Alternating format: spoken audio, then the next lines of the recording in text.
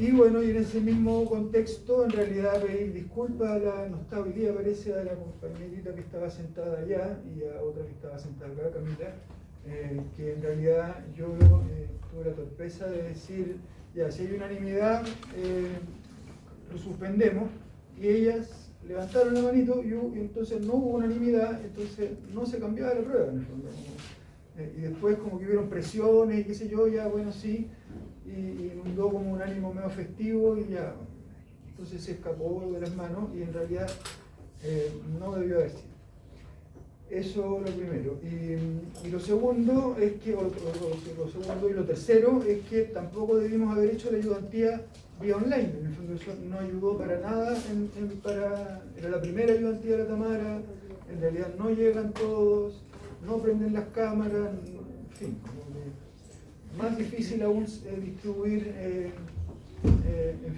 Así que tampoco debemos más suspender la ayudantía. La ayudantía está calendarizada en ese horario, es la regla, y entonces peco de buena onda, en el fondo, comillas, y al final en realidad está mal, no funciona.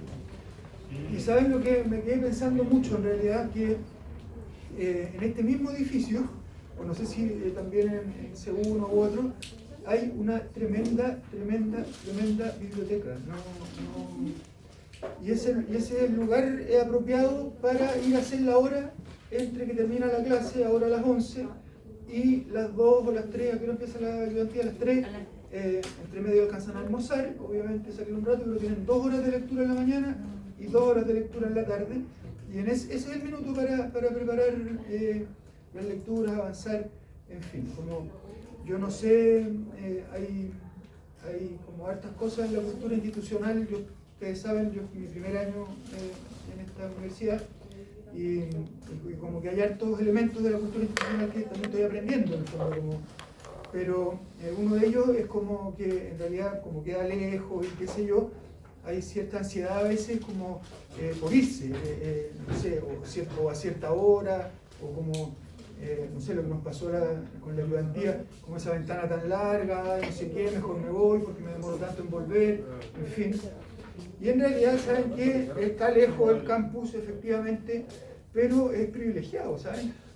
En realidad tienen un patio de primera, digamos, tienen un jardín que ya cualquiera lo quisiera, y tienen un equipamiento también de excelencia, en el fondo tienen una biblioteca, etc.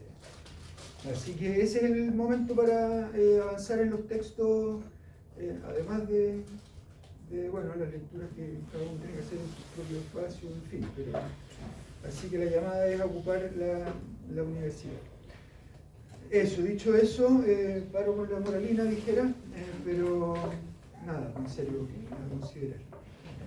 Y para hoy, en realidad, tenemos que, bueno, nos quedó una suerte de espacio de resumen. Tengo también tenemos los autores ahí que tenemos que dividirnos. Tenemos que tomarlos todos, sí, pero podemos flexibilizar el número de grupos que tome cada uno.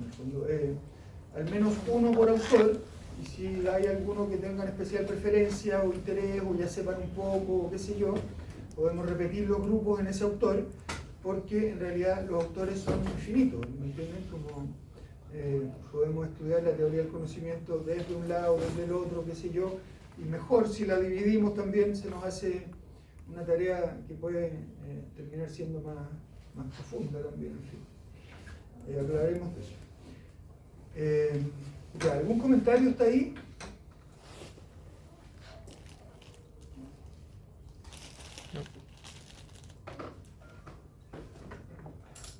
Ni nada. Bien, la pregunta siguiente sería entonces, ¿cómo vamos con las lecturas? ¿Bien? Han avanzado, súper. ¿En qué han avanzado especialmente? En bachiller. Bachiller. Dale. En Coiré. Bueno. ¿En Kun? ¿Kun lo han dejado todavía hasta ahí? final. ¿Al final de los finales? Sí. Vale. Bueno, podemos volver sobre Kuhn. Kuhn es fácil, en realidad tiene la gracia de... ¿Fácil en comparación o fácil en general? Fácil en comparación a Coiré, por ejemplo, que en realidad trata de, o sea, es más o menos el mismo punto, pero uno lo escribe con una complejidad filosófica súper elevada, y el otro con un relato más historiográfico, como que lo hace mucho más amable y Más digerible. es como un relato, ¿me entiendes? Claro. Y son más o menos los puntos más o menos de una historia de la ciencia, en el fondo, desde la modernidad hasta nuestros días. Bueno, han estado en Bachelard, parece que ahí hay como la mayor lectura o avance. Vale. Bachelard está bueno también porque también es un poco, otra vez, insistir en el mismo punto de la historia de la ciencia de Coiré o de la historia de la ciencia de Kuhn, pero está al medio, en la lectura también y en el curso, porque efectivamente es como síntesis. Yo les decía, un poco se parece a Kant en el sentido de que trata como de hacer una síntesis entre el idealismo y el empirismo o el materialismo más aristotélico. Entonces queda bien ahí en el sentido de que su noción de obstáculo epistemológico es una noción conceptual que permite comprender el desarrollo del avance de la ciencia, ¿no es cierto? Van a encontrarlo de la misma manera en Kuhn con la idea de revolución, esto de que va contra un conocimiento anterior. Y ahora estaba mirando de nuevo el capítulo del cambio en las concepciones del mundo, que finalmente ese es el gran asunto. Se dan cuenta que los cambios en la ciencia son cambios epocales también. Finalmente están asociados al espíritu de la época, que se le dice, y por eso también encuentran expresiones en el arte, y no solo la pintura, en el fondo, como la música, qué sé yo, y todo. Entonces, el asunto de Bachelard es el concepto que hace un poco de punto de inflexión, ¿no? Para pensar cómo la ciencia puede desarrollarse, en el fondo, y él atribuye a que hay ciertas limitaciones, por así decir, en el propio sujeto conocedor, que impiden que pueda tener una recepción, una idea, una ocurrencia, una invención, en el fondo, más allá de sus límites de lo conocido, en el fondo, como que es un poco en Kuhn la idea de paradigma, ¿cierto? Entonces, el obstáculo, claro, Kuhn diría que un paradigma es también un obstáculo epistemológico, toda vez que limita la capacidad perceptiva, por así decir, de problemas o de identificación de... Y entonces el desafío es ser capaz de ser consciente un poco de esos obstáculos y, como decíamos con Nietzsche, un poco tratar de practicar la ciencia jovial, ¿no? Que es en el fondo instalar las preguntas creativas que realmente pongan palabras más allá de lo conocido, podríamos decir. Ahora, el periodo de ciencia normal es dentro de los límites de esos obstáculos epistemológicos, ¿no es cierto? Entonces, lo que sucede es que tenemos problemas que la ciencia resuelve, y ese es un periodo, comillas, altamente acumulativo, ¿no es cierto? Vamos juntando resolución de problemas, resolución de problemas, resolución de problemas, y ayuda a poner a prueba la creatividad, por así decir, la inventiva de los investigadores, de los científicos, para ensayar cada vez pruebas más profundas y precisas de un campo conocido. El asunto es cuando algo queda fuera de ese campo, y entonces viene, podríamos decir, la superación de un obstáculo epistemológico desde un punto de vista, o lo que dice Kuhn es, en el fondo, el surgimiento de una anomalía que el paradigma ya no puede responder, y la emergencia de teorías que abordan ese problema para constituir un nuevo paradigma. Y ese nuevo paradigma hace que la época cambie. Esa es la gran importancia de la reflexión que hacemos en el curso en general y en la primera unidad en particular. En el fondo, los cambios paradigmáticos afectan, digamos, la cultura y por tanto las concepciones de mundo que tienen los sujetos que viven en un tiempo histórico determinado, y por lo tanto a eso le llamamos Zeitgeist, que es como el espíritu de la época. Se abren nuevas perspectivas, en fin, lo que hemos hablado largamente del Renacimiento como ícono de este proceso, en el fondo es que en realidad vuelven los saberes a Occidente y entonces hay un renacimiento. Los sabios y los artistas y los científicos, en Italia especialmente, en Florencia, comienzan todo un proceso de cultivo, digamos, de la cultura y de recuperación de los saberes antiguos. Y bueno, ahí estaba el hombre de Vitruvio en el video que les dejaba, como una representación un poco de este espíritu, ¿no? Que bueno, lo hemos visto consistentemente, que Dios ha muerto en el fondo y es el hombre... el que ahora puede ser lo que quiera.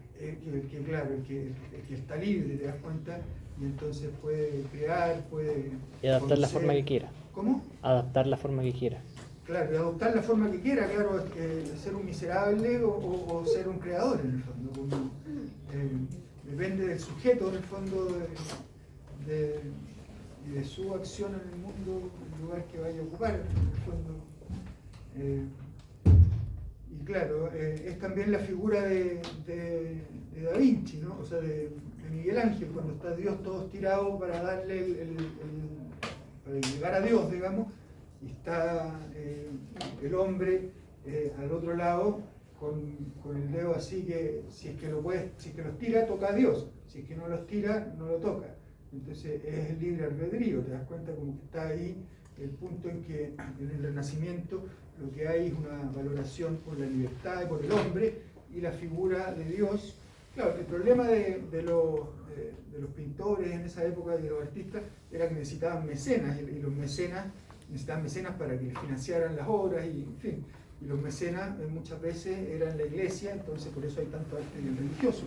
Pero ponían las cosas de esa manera, diríamos, subrepticia. Me dan cuenta como que finalmente Miguel Ángel pinta el detalle ese y lo deja ahí para toda la eternidad en el fondo, pese a que el Papa no hubiera estado de acuerdo con eso, hubiera querido una pintura, pero la obra es tal que en el fondo se superpone, es súper conflictiva la relación entre Miguel Ángel y el Papa. ¿No estaba de acuerdo el Papa?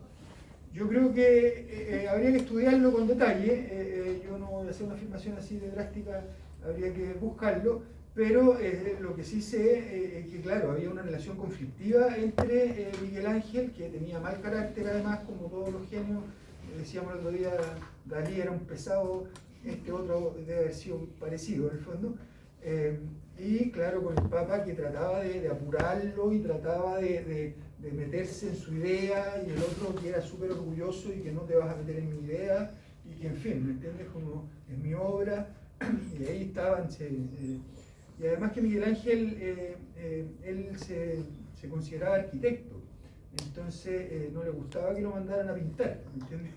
Como, y en fin, historias de la historia. Pero ¿cuál es el punto? El cambio de época en el Renacimiento, y que después lo hemos descompuesto un poquito, desde ahí para adelante llamamos modernidad, en términos muy generales, o el proceso que se abre hacia la modernidad. En realidad, con estricto rigor, en la filosofía hablamos de modernidad desde el siglo XVII, pero ya están ahí Descartes y otros que están pensando en el borde, digamos, del cambio.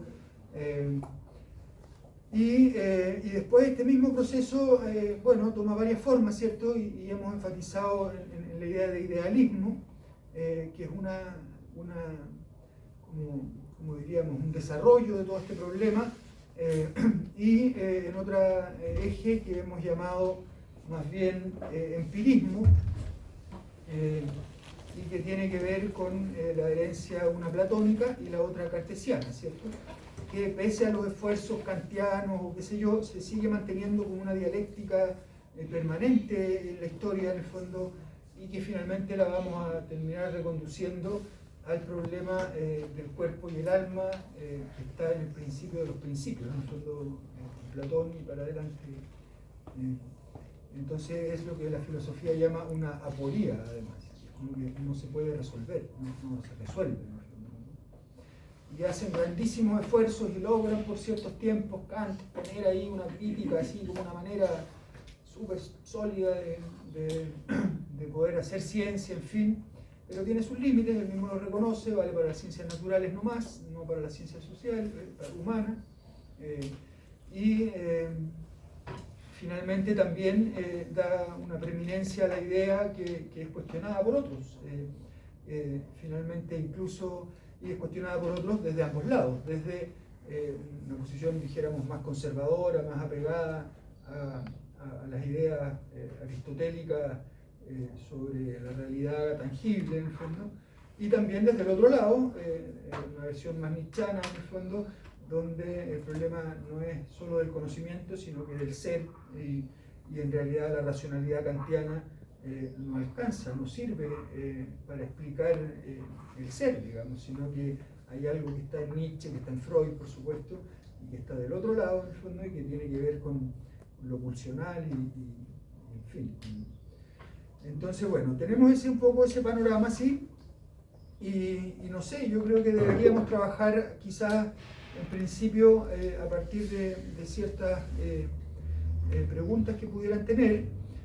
La Tamara tiene preparada también una ayudantía en la tarde, especialmente en torno a lo que vamos a ver, lo que ya hemos visto, pero vamos a insistir de Platón.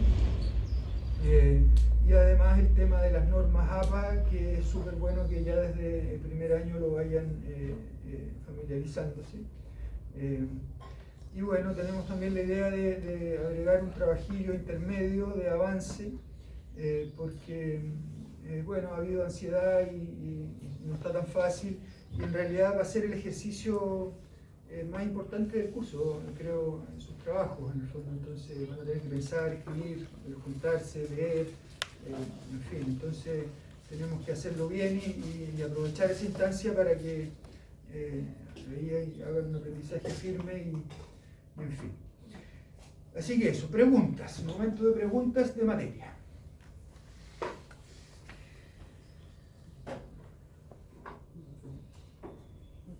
Puedo poner algunas láminas también para como estimular el asunto. Yo había pensado que si era la lógica un repaso, podemos tal vez priorizar por los antiguos también, un poco con la idea de que va a ir la Tamara en la tarde también, como Platón, Aristóteles, o una historia como de las bases. O no sé, díganme ustedes qué puede ser como lo que haga más falta. Estoy en el PPT número 1, aquí, sobre el espíritu científico.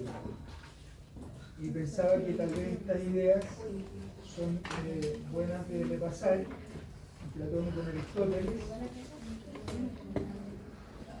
O lo otro es tratar de... Lo otro es tratar de hacer aquí una línea de tiempo, poder entender esto en un desarrollo.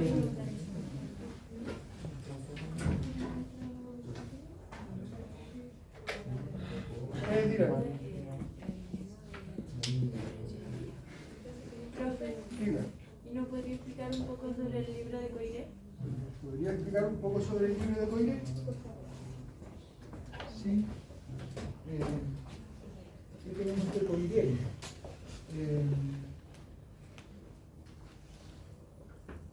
Bueno, en el corte que hicimos, en realidad está esta idea, yo creo que en realidad abre la historia de las ciencias como con dos tradiciones y trabaja esto, sí, le da lugar a aquello, a esto, a esto.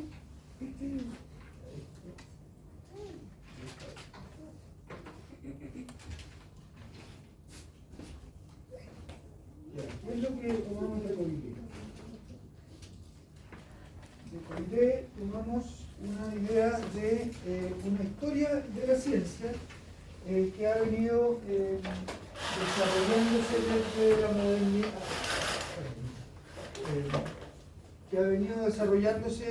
desde la modernidad en adelante, ¿no? Y que tiene estas bases, ¿cierto? En la antigüedad aristotélica y platónica. Y en adelante empiezan a ocurrir toda una serie de episodios que desarrollan uno de ambos hechos, de distintas formas. En general, siempre el problema es el mismo, lo que decía antes, que del alma y el cuerpo finalmente, o de la materia y la idea, y el problema del conocimiento finalmente está asociado a cómo percibimos, ¿cierto? Si es nuestra idea la que de alguna manera proyecta categorías sobre la realidad, o si bien son nuestros sentidos los que son capaces de captar las propiedades ontológicas, intrínsecas de la realidad circundante, ¿cierto? Y ahí, bueno, va con cada uno de los autores avanzando. Especialmente le da un espacio a Galileo. Tal vez podríamos destacar un poco qué es Descartes, porque Descartes está pensando en el límite de la época, en el fondo, y pone un discurso del método.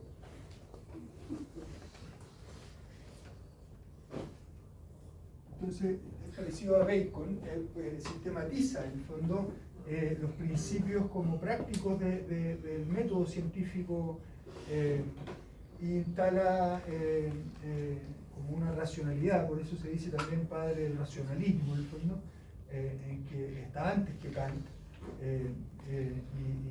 y hace este primer esfuerzo, pensando en el límite de la época, en el fondo, de utilizar la razón como herramienta fundamental para el desciframiento de la realidad. Y instala una lógica que es la de la duda metódica, ¿cierto? Descartes.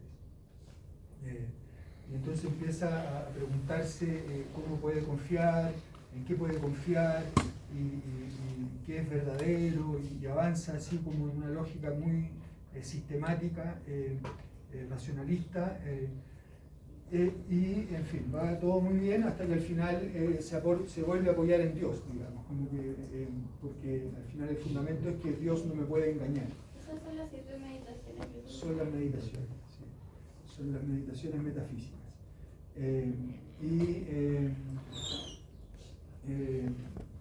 Claro, se apoya en Dios porque en el fondo, si es que se guía con la crítica, finalmente iba a tener problemas Colgado. con la iglesia, claro. ¿Cómo? Colgado.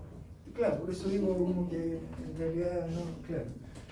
Entonces, bueno, ese es Descartes que hace una primera apertura y, bueno, efectivamente son las meditaciones, y el discurso del método es el rigor procedimental.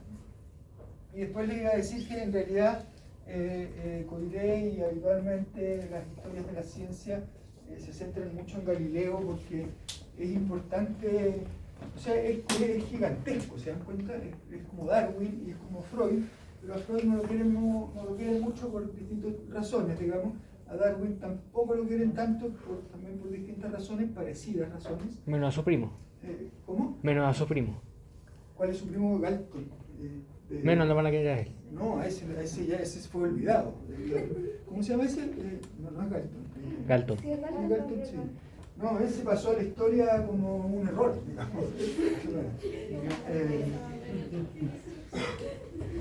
Claro, ese creía que la evolución de las ideas, o sea, que la evolución de las culturas era idéntica. Entonces, que todas las culturas se iban a desarrollar y que al final estaba Inglaterra como el máximo y mejor desarrollo, en el fondo, pero todos iban a llegar hasta ahí, en el fondo. Entonces, la idea de que había retraso en el resto del... Pero eso, claro, eso es como el nacimiento de la antropología, pero finalmente es un norteamericano que se llama... ¿cómo se llama? No me acuerdo cómo se llama, pero que introduce la idea de relativismo cultural. Pero eso nos lleva por otros caminos. El primo de Galton era Galileo, no, Descartes. Me confundí ahí. ¿De Galileo? ¿Qué? ¿Por qué llegamos a Galton? Dijimos que era primo de quién? Primo de Darwin. De Darwin, sí, ahí sí que era primo de Darwin, sí. Bueno, por las mismas razones que Freud, digamos, no es tan bien recibido en el mundo científico, Darwin pasa algo parecido, digamos, porque también cuestiona como el amor propio, dijéramos, de los seres humanos, entonces es mejor no saber de eso. Pero Galileo, bueno, también provocó más o menos el mismo problema, pero finalmente tuvieron ellos, porque claro, como también dicen por ahí los textos, el de Kuhn y el de Colbert, un descubrimiento nunca es una sola vez, ¿cierto?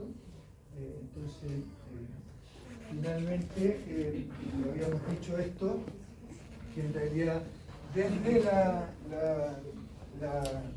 concepción ptolomeica, en el fondo, hay un desarrollo que cambia drásticamente las concepciones del mundo y que, en fin, vuelve la realidad a otra, ¿no es cierto?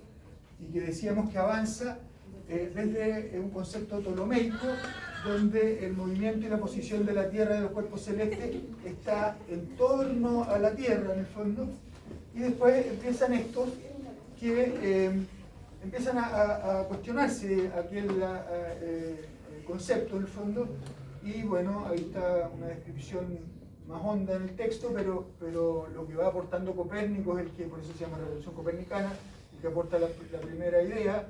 Kepler como que le aporta matematización, y la importancia de Galileo es que, bueno, también le aporta matematización, en fin, pero logra verlo. Entonces inventa el telescopio y con eso en realidad como que queda demostrado. Y después finalmente Newton, que hace las leyes, digamos, de la naturaleza, y que esas se quedan ahí, se dan cuenta, no sé bien hasta cuándo. Después viene Einstein y ¿cómo se llama el otro? Ese que está en silla de ruedas, Hawking. Bueno, esa es la idea. No sé si hay como atrasos gruesos de Poiré. Tenía también otra lámina, a ver. Claro, esta, que en realidad la historia de la ciencia, lo que hemos dicho también es como que hay periodos de continuidad y de discontinuidad, ¿cierto? Como que ciencia normal, dice Kuhn, hay periodos de continuidad donde los problemas que emergen pueden ser resueltos con las herramientas que tenemos, ¿cierto?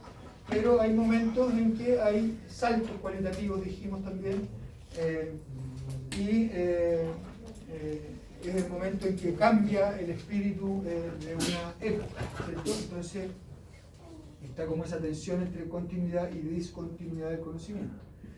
Después dijimos que en esta historia de la ciencia que nos importa, una de las cuestiones fundamentales es que hay un cambio desde el teocentrismo medieval por el punto de vista de lo humano, ¿cierto? Estaba ahí la idea del hombre de Vitruvio, la idea de Da Vinci, de Miguel Ángel, y todo lo que hemos visto a propósito bueno, también de la razón y del fin, como de la ciencia como herramienta para descubrir el mundo, se empieza a descomponer la idea de Dios en el fondo. Y miren, dice, sustitución del problema metafísico y religioso por el moral. Y sustitución del punto de vista de la salvación por el de la acción. En realidad, claro, eso es lo que cambia. El problema de la metafísica, el problema de los conceptos, de lo que está más allá de la física, de la forma en que entendemos los problemas de la realidad de la física, en el fondo, y religioso, como por excelencia el problema metafísico, por el moral, que es el de la convivencia, en el fondo el problema político. Y también en este periodo hay una sustitución desde el punto de vista de la salvación por el de la acción. Claro. El hombre del Renacimiento y el hombre de la modernidad, bueno, lo leíamos en todos los óleos se desvanece en el aire, con el Fausto el semestre pasado, es el creador, digamos, y bueno, y con Marx, con la idea del burgués, digamos, como motor, digamos, del capitalismo, sí, de la explotación también, pero también del desarrollo y de la industrialización, en fin, y de la producción de riqueza como nunca antes en la historia de la humanidad. Eso ya es más tardío, ¿cierto? Ahí ya empezamos a hablar de modernización, es el mismo proceso, ¿cierto? Renacimiento, renacimiento, modernidad, modernización, hemos dicho, y ahí podemos también hilar de nuevo más fino, ¿cierto? Idealismo, romanticismo, empirismo, funcionalismo, etc.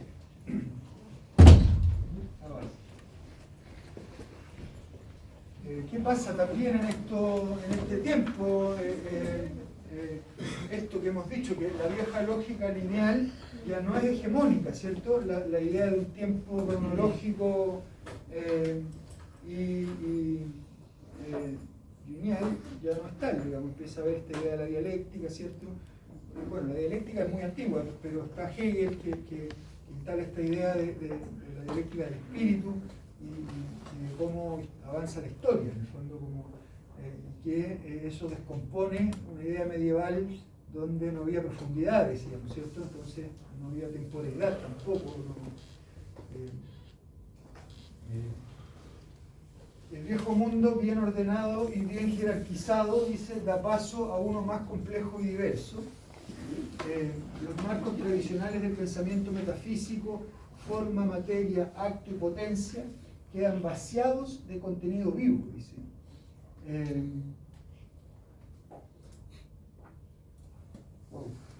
El fundamento divino del poder ha desaparecido y solo queda el Estado, pero ¿cómo se afirma y se conserva el poder en el Estado? Claro, hay que, de alguna manera, la idea de la acción va a quedar asociada a la convivencia y a la moral y por lo tanto a la política. Y claro, esto me supera un poco aquí, digamos, esto es aristotélico, ¿no? Forma, materia, acto y potencia quedan vaciados, dice, de contenido vivo. Bueno, eso habría que buscarlo con más detalle en el texto, pero me imagino que en realidad, bueno, hay un cambio también de la versión, en este caso aristotélico-tomista, durante la Edad Media, en el fondo, y empiezan a ver precisamente con Newton o con, en fin, las teorías científicas, nuevos conceptos para comprender, claro, la naturaleza y bueno, contenido vivo, como dice. Que se instala firmemente también, esto es acá, en el fondo, el discurso del método, una distinción entre el sujeto que conoce y el objeto conocido, y se provoca esto que llamamos también tan coiré el desencantamiento del mundo, en el sentido de que la ciencia racionalista de Descartes, con esta distinción entre un sujeto vivo que conoce a una cosa inanimada y que no tiene su propia, no tiene voluntad. Entonces pone esa distancia y sobre eso construimos después el positivismo y toda la ciencia más hegemónica que está vigente. Sí. Y desencantamos el mundo, en el fondo. O sea, finalmente las cosas que se explicaban antes poniendo el espíritu, digamos, a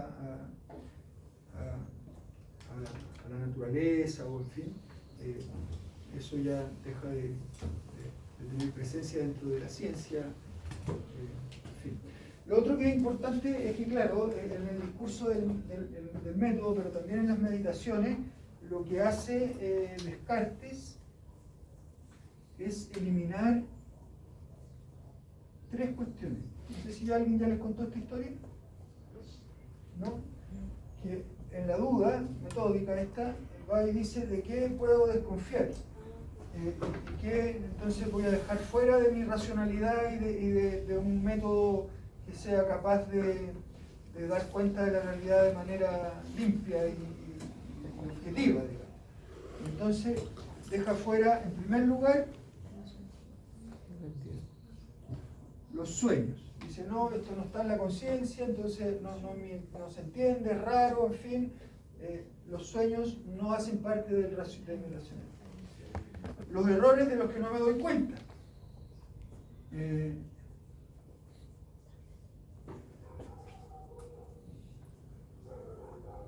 Cuando hago algo, cuando hago algo y cuando ese algo no tiene razón, no me lo explico, no lo quise hacer, eso en realidad es dato que en realidad no me sirve, no voy a considerar eso como un dato importante.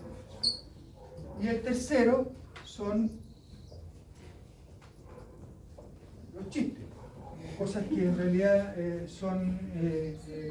en realidad juegan en el borde de lo que es criterioso y que es, en fin, como racional, y en fin. Y bueno, ustedes ven que después de esto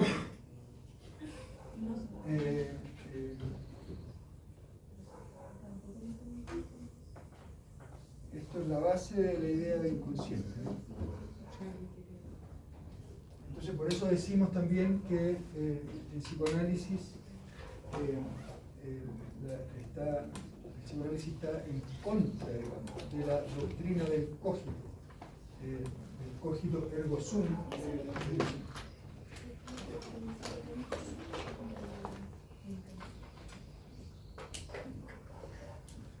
El cogito ergo sum de Descartes, que es racionalista, pues entonces el psicoanálisis no está en el lado del racionalismo, pienso luego existo, no, más bien es una existencia vital primero, y si es que pensamos es una parte solamente de esa existencia vital. Ya, ¿cómo estamos ahí? ¿Sí? ¿Cómo? Un poco mejor que antes. Un poco mejor que antes. Vamos a mejorar. ¿Tienen a lo mejor alguna pregunta sobre el texto en específico? No. ¿O algún pasaje que te haya costado así como...? Me ha costado todo el libro de Coiré, siento que es muy difícil. Es difícil, sí. Es difícil, sí. Y es muy importante como aprenderse como todos los nombres de la... No, yo creo que lo que tienen que entender es el proceso, es lo que he tratado de transmitirles acá, en el fondo, como que saber exactamente la fórmula de Newton y cómo se resuelve, no es lo que vamos a pedir, sino que puedan entender el cambio de época. Efectivamente ha habido harta reflexión también entre los profes sobre el curso, y en realidad yo voy a proponer que para el próximo año el texto medular de esta unidad sea Kuhn. Tiene que ser entero Kuhn, tiene que leerlo entero. Es un poco redundante igual, y entonces eso ayuda como a pensar como que... Y es largo, pero saben que es simple y como que se lee como historia, ¿me entienden? Como que no es la filosofía de Coiré. A mí me gustan los franceses tampoco, en realidad, como por regla, porque son como que encuentro que complejizan en exceso, pero es la lectura obligatoria así que por este año. Profe, ¿y el video que envió tiene que ver con el libro de Coiré? El video que envié tiene que ver con el libro de Coiré. Creo que el libro de Coiré está un poco más adelantado, ya como la idea de la modernidad ya del siglo XVII. Esto es un poco antes. Pero sí tiene que ver porque finalmente es el espíritu de la época. ¿Me entiendes? Como que el videito este del hombre de Vitruvio de alguna manera da cuenta de cómo está cambiando el mundo, ¿cierto? Y claro, Coiré lo aborda eso más bien desde el lado de las ciencias más duras, digamos, con Galileo, en fin, con ese registro que habitualmente, claro, nosotros nos hacían leer dos. Uno era uno que se llama El reencantamiento del mundo, que lo recomiendo siempre, y otro era de un autor que se llama Irigoyen y Stengels, que no recuerdo ni el nombre porque era como Coiré. Entonces era una cosa que había que leer, unas cosas que uno no entendía de nada, y el otro sí se entendía mucho mejor porque era más amigable. Pero eso, tienen que hacer el esfuerzo de entrarle y bueno, de captar finalmente como que estas ideas esenciales en el fondo de que la ciencia cambia, de que hay un periodo de que se acumula, pero hay un corte también en contra de lo anterior, de que en el fondo los cambios son brutales, digamos, gigantescos, entonces cambian la concepción del mundo. Imagínense el ejemplo que hemos usado de la revolución copernicana que pone el planeta en otro lugar, digamos, entonces eso, o el descubrimiento de América, como del mismo tono, o en fin, lo que hemos dicho, la evolución de la especie, el inconsciente, etc. Y creo que tenía algo más en relación a esto, una laminita más.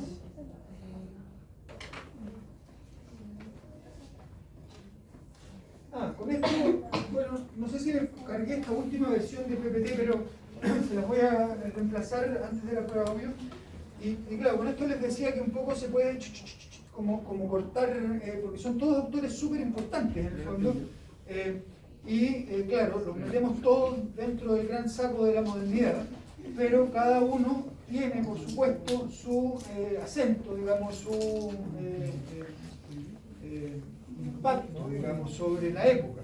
Entonces, bueno, no les voy a dar la lata de pasar por cada uno, pero un poco también esto está en Coiré, en el fondo, como que en realidad aquí hay una revolución permanente, digamos, del pensamiento y aportes importantes. Además, claro, en el medioevo habían una o dos grandes focos, o qué sé yo, pero en la modernidad y después con las posibilidades que da la comunicación, los trenes, qué sé yo, se empiezan a desarrollar diversas escuelas de pensamiento que abordan los mismos problemas, pero con distintos énfasis. Entonces, los alemanes, los franceses, los ingleses, cada uno da su propia como respuesta a los problemas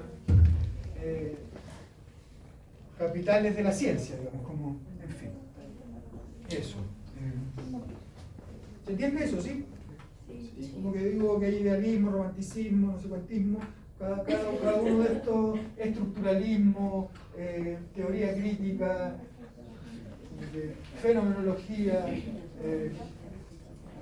entonces son todas formas, digamos, que abordan en algún sentido o en alguna de las dimensiones de sus propios desarrollos el problema epistemológico, el fondo de cómo se conoce, cómo accedemos a nuestro problema objeto de estudio.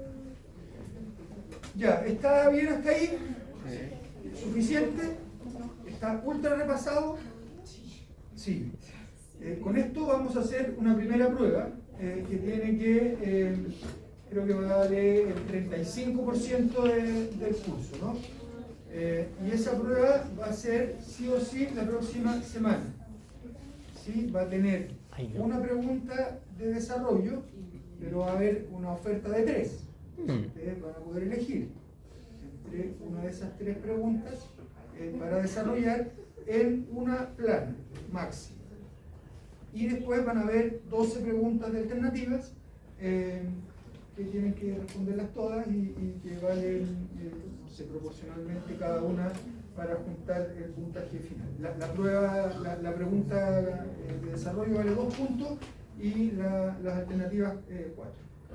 Y entonces sumamos 6 y el mismo base son 7. Eso. ¿Había una pregunta ahí, parece? Quería preguntar si es que podíamos mandar como una referencia a las preguntas, como una especie de guía.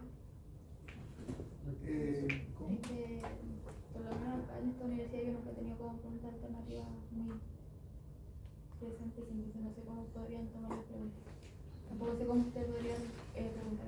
Más bien has tenido preguntas de desarrollo. Sí. Entonces quería ver cómo sería como el estilo de preguntas, no directamente la materia relacionada a los medios, pero cómo sería que preguntar. Claro, en general trato de hacerlas como afinando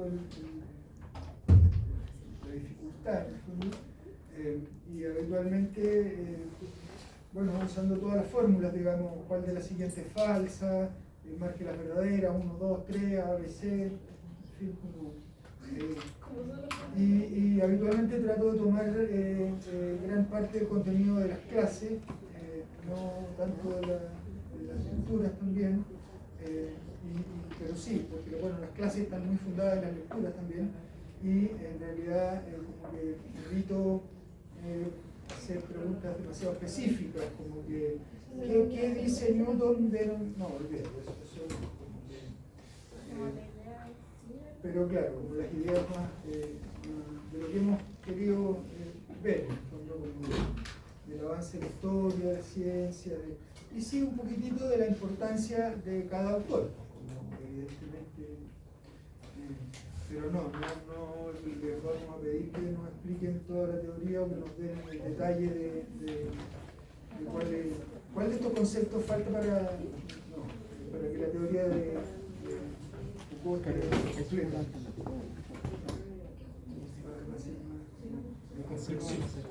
En lo posible, porque también hay que saber cosas de memoria y datos y cosas a veces como fechas y no sé. Eso. Diga, pero momento de preguntas, si no vamos a pasar a los grupos. Yo tengo una pregunta. Dígame. Sí. La fecha ahí. Dale. Porque sobre su pregunta de desarrollo, ¿tienen reflexión de nosotros mismos sobre los ciertos temas? Sí. Ah. Sí, o sea, va a ser combinadito, claro. Información. Claro, materia y nuestra información y claro, me dieron una buena recomendación que voy a tratar de seguir, que es como hacer una pregunta larga, en el fondo, como descomponer en varias partes, no solo reflexiones sobre la modernidad, sino que reflexiones sobre la modernidad y la importancia de, como que, para que les ayude un poco como a descomponer la pregunta. ¿Me explico? Sí, entiendo. Por ahí va a ir la cosa. Ya, ¿pasamos a los grupos? Sí, bien, pasemos a los grupos. Ya, tenemos 7 autores y 10 grupos. 10 grupos, chicos, no les voy a... O sea, les voy a pedir que en realidad tengan conmiseración con el profesor, porque en realidad es un trabajo. No digamos corregir y ya tengo 10 grupos de taller, entonces además 10 acá. Así que 10 grupos. No 11. Y tenemos estos autores.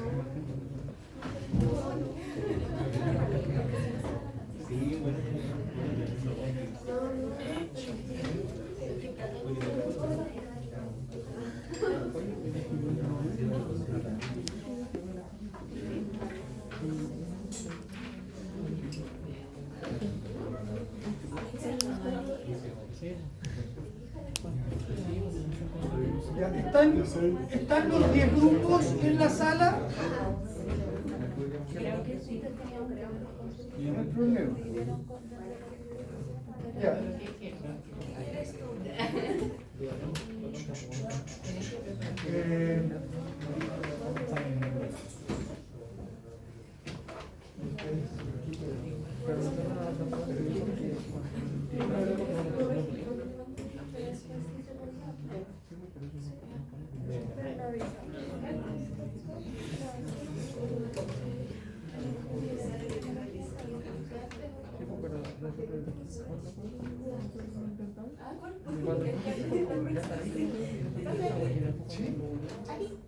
A mí con mi grupo nos gustaría hacer a Galileo. Galileo. Ya. Yo le había sugerido a Galileo a unos chicos que habían hecho unos comentarios sobre historia de la ciencia. Pero si quieren tomarlo, me parece bien. ¿Dónde estaba Matías? Que le había allá atrás. No sé si ustedes tienen grupo ya, chicos, porque me parece que están sin inscribirse en ningún grupo. Creo que el 6.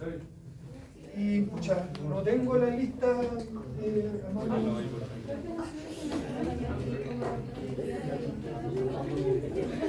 ¿Ustedes qué grupo tenían, chicas? El 9. El 9. ¿Y cuántas niñas hay ahí? Somos 5, nos falta una pura. Falta una. Sí, ¿sabes qué? Profe, nosotros éramos el grupo 1 y estamos completos, somos 6. Queríamos Aristóteles. ¿Era? Sí, Aristóteles. Ya, a ver, vamos a hacer un esfuerzo de ¿ya?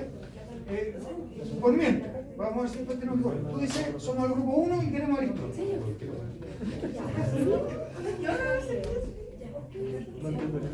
Alguien también había manifestado interés por Aristóteles que estaba sentada acá. Esa era yo. Ah, tú. Por allá, a ver. Acá el grupo 4, Descartes. Descartes. Ah, también había una niña que... Profe, el Descartes se lo pidieron en clase. Sí. Ella se lo pidió. Había una niña que habitualmente se sienta ahí que no estaba. Sí, no vino, pero es un grupo de ellos. El grupo tuyo. ¿Y ustedes tenían otro? ¿Y por qué la preferencia por Descartes? En realidad, porque tu escrito, que he leído yo, el discurso del método, ¿Ya? me parece bastante interesante. Lo conoce. Investigar sobre esto sería bacán. Y ustedes también era un poco el mismo argumento, que lo conocen. Claro. Ya, a ver.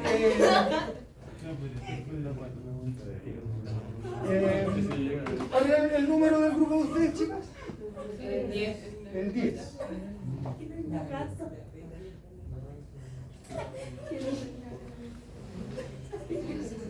¿Y el de ustedes, chicos? El 4.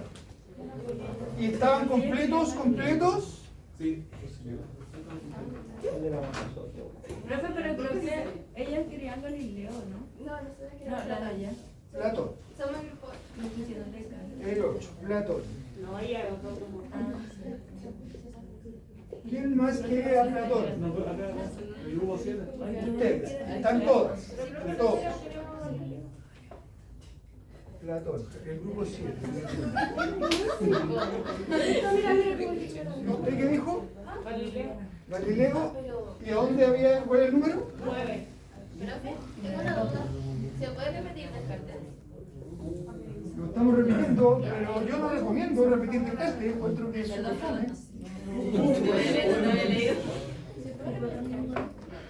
¿Se puede repetir Aristóteles? Sí. El grupo 3.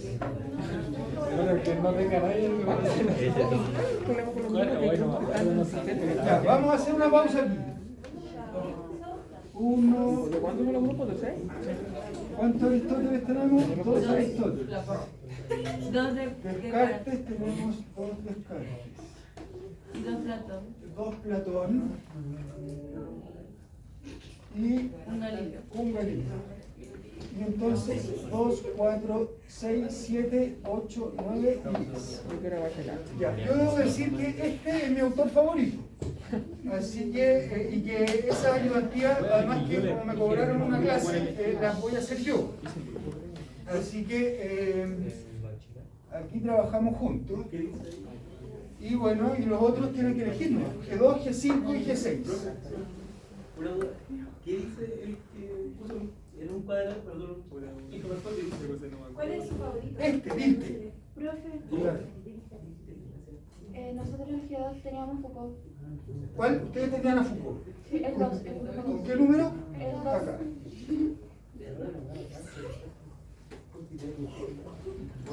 Claro, este autor es el padre de la hermenéutica. Claro, desde ahí se abre toda una tradición de la filosofía que va a ir desde Heidegger por una parte a la escuela crítica por la otra. y que va a recuperar elementos del psicoanálisis y de la filosofía nietzscheana de manera importante. Ese es Dilthey. 5 o 6 y Bachelard, es vuestro amigo Bachelard. Nosotros somos el 5, pero no estamos completos, sí. Ya habíamos elegido a Bachelard, Vale. pero no estamos completos. Y aquí no están completos. No. Aquí tienen que completarse. ¿Y este 6? ¿Alguien tiene el 6? Allá. Nos vamos con Dilthey. Bueno, van a tener que resolverlo. Bueno, son 5 con nosotros. ¿Cuántos son ustedes ahí atrás? Ah, Nosotros somos 3. vayan ahí y hagamos Dilthey. Trabajemos Dilthey con los chicos de ahí atrás. Pero en el grupo que se metieron ustedes, ¿cuántos eran? Había 5 también. Había 3 puestos y yo llegué con él. Bueno, ¿les parece si resolvemos el tema de los grupos así y el tema de los ajustes de integrantes? ¿Lo ven ustedes Sí. en la plataforma? Tienen que haber 6, tienen que haber solamente 10 grupos y ahí tienen que arreglarse ustedes dónde se inscriben. ¿Sí? Se pueden cambiar, se pueden mover y quedó así. Pues. Tengamos 2 Descartes, uno Bachelard, uno Dilthey y uno Foucault. Profe, tengo Dígame. una duda, quizás un poco estúpida, pero por ejemplo, son 7 escritores Sí. y 10 grupos. Sí. ¿Podríamos añadir nuevos escritores? Sí, podríamos añadir nuevos escritores, pero eso vuelve más difícil el trabajo para mí, especialmente. Claro. ¿Cómo qué otro autor le gustaría incluir? A ver. No, pero si estamos científicos. No, literatura no. No, ese si quieren lo leemos por fuera, pero tendría que ser en otro curso.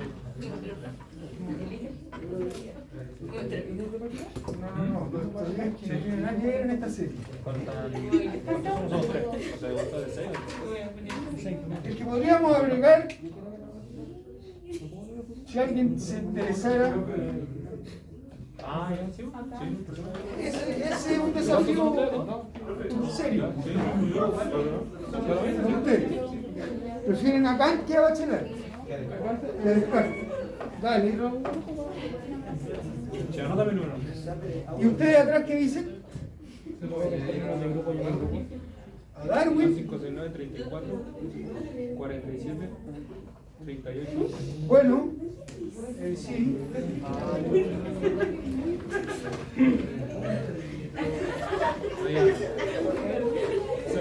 Ya, a ver cómo fue.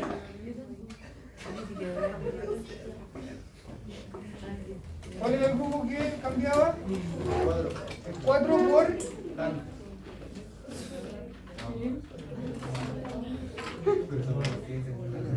No sé por qué creo que no voy a repetir esto. Ya, y los otros iban a cambiar a Darwin. En vez de...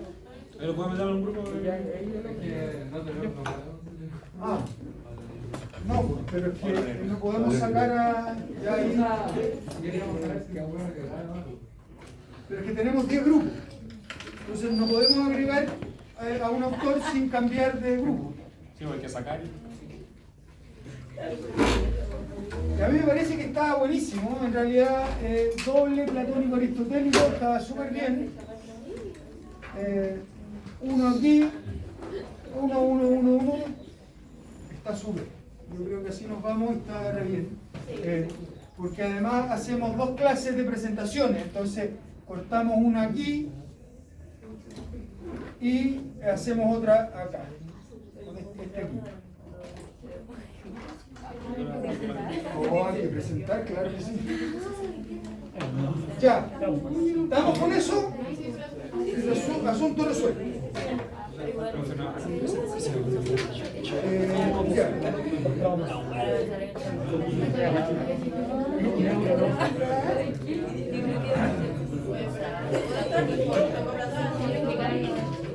¿Me puedo parar aquí? ¿Te puedo hacer Biografía, su trabajo.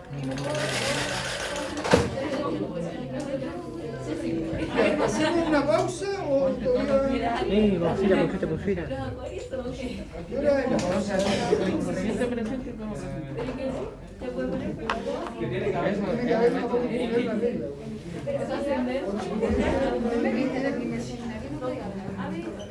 ¿Cuál es tu nombre, hermano? Ya chicos, paremos 10 minutos para que sean 15, no se demoren porfa, porque si no empieza a quedar solo. Y lo que vamos a hablar